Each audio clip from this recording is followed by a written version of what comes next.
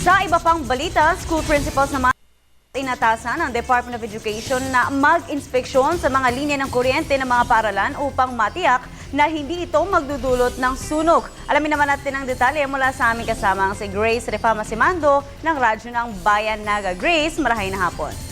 Yes, maray na hapon, Princess. Martes ng hapon ang masunog at bumagsak totally ang 4 classroom building ng Mangiring Elementary School sa bayan ng Calabanga, Camarines Sur. Naganap ang malakas na sunog mga bandang alas 5 ng hapon. Bigla na lang nagkausok sa isang silid-aralan at nakita ng mga residenteng sumiklab na ang apoy na tumupok sa buong gusali at sunog din ang lahat ng mga upuan at mga aklat ng mga eskwela. Ayon sa findings ng Bureau of Fire, faulty electrical wiring sa ang sanhi ng sunog. Ipinahayag ni Mangiring Barangay Chairman Nestor De Villa na mabuti na lamang daw at nakauwi na ang lahat ng mga eskwela at guro bago naganap ang sunog.